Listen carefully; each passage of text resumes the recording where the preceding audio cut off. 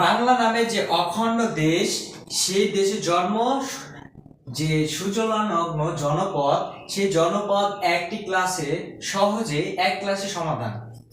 আমরা তাহলে আলোচনা করি। অর্থাৎ পূর্বে সমগ্র প্রজাতির মানুষ হারিকেন বাকে অর্থাৎ কাঁধে নিয়ে নেতা কামরুর সাথে বরেন্দ্র, বিক্রমপুর ও চন্দ্রদ্বীপ সংগ্রামে যায়। এই কথাটা আমরা কেউ বুঝতেছি না, তাহলে আমরা বুঝায় বলি। অর্থাৎ পূর্বে মানুষজন কি করতো, কামরু নামে একজন নেতা ছিল, সেই নেতার সাথে বিক্রমপুর এবং চন্দ্রদ্বীপ সংগ্রামে যায়, ওই নেতার নেতৃত্বে সংগ্রামে যেত। আমরা কিভাবে এটা মনে রাখতে পারি? এই ছন্দটা আমাদের মনে রাখতে হবে। পূর্বে সমগ্র প্রজাতির মানুষ হারিকেন বাকে নিয়ে নেতা কামরুর সাথে বরেন্দ্র যায়। আচ্ছা, পূর্বে দ্বারা কি বোঝানো হয়? পূর্বে দ্বারা হচ্ছে পুণ্ড জনপদ। পূর্বে দ্বারা কি জনপদ? পুণ্ড। সম দ্বারা বোঝানো হয় সম।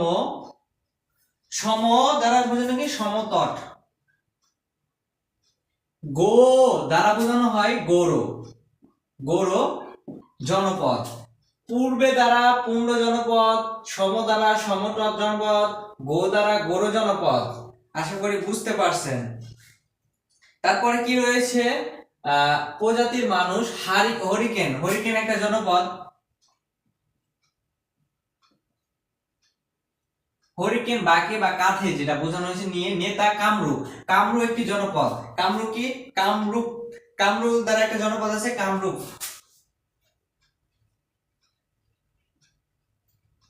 কামরূপ সাথে বরেন্দ্র। বরেন্দ্র তো একটি জনপদ, আমরা জানি। বরেন্দ্র। বিক্রমপুর একটি জনপদ।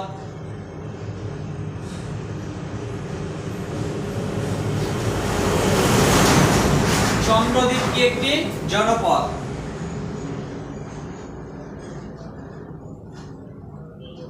সংগ্রাম। সংগ্রাম দ্বারা কোন জনপদ বোঝানো হয়েছে? সংগ্রাম দ্বারা বোঝাচ্ছে সপ্তগাঁও।